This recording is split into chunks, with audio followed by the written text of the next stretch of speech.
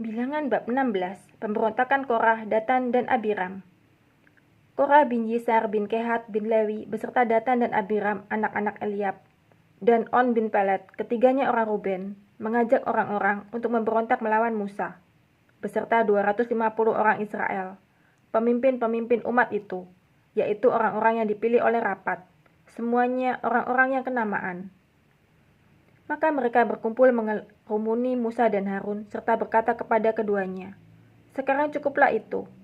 Segenap umat itu adalah orang-orang kudus, dan Tuhan ada di tengah-tengah mereka. Mengapakah kamu meninggi-ninggikan diri di atas jemaat Tuhan?"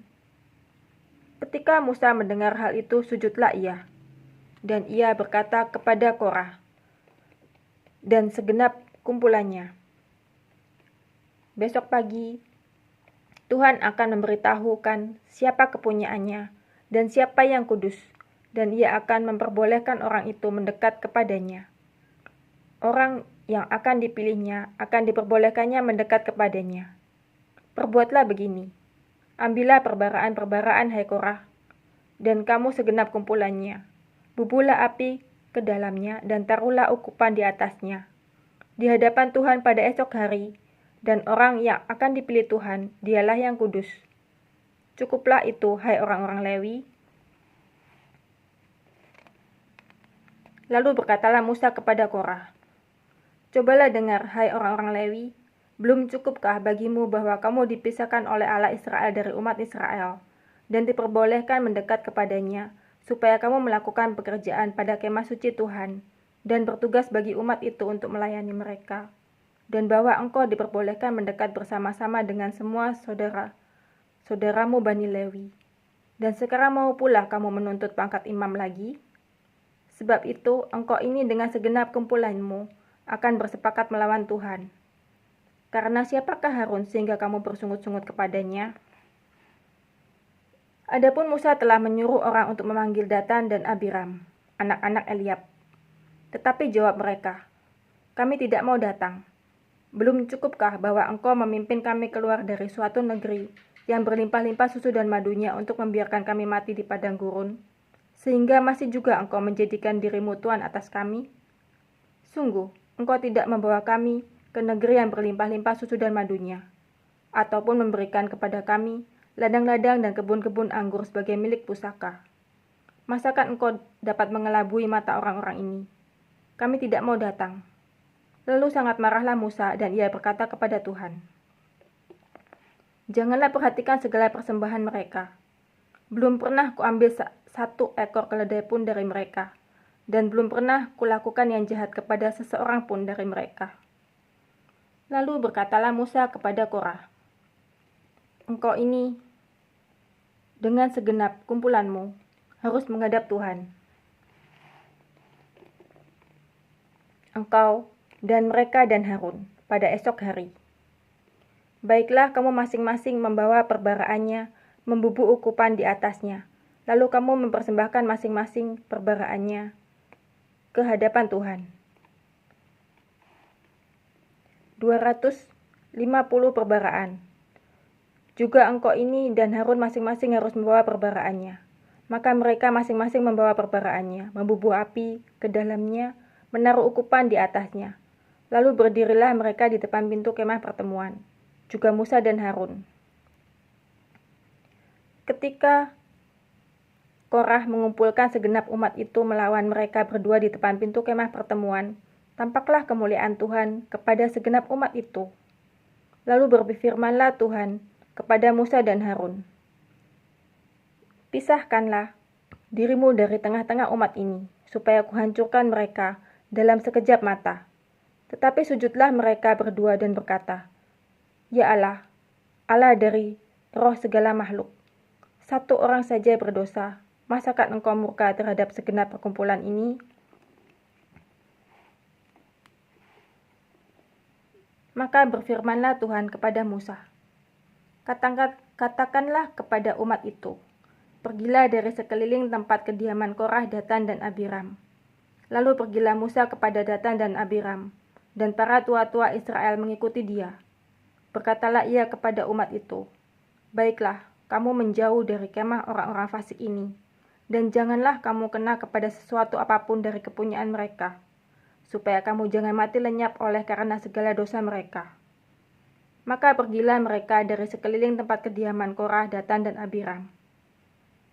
Keluarlah Datan dan Abiram lalu berdiri di depan pintu kemah mereka bersama-sama dengan istrinya, para anaknya, dan anak-anak yang kecil.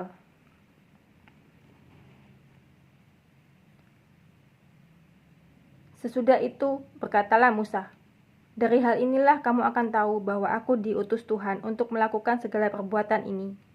Dan hal itu bukanlah dari hatiku sendiri.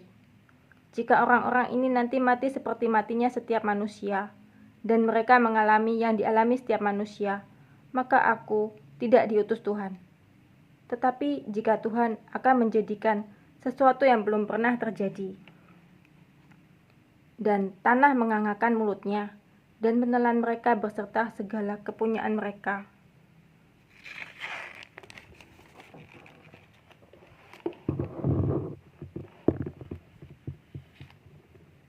sehingga mereka hidup-hidup turun ke dunia orang mati, maka kamu akan tahu bahwa orang-orang ini telah menista Tuhan."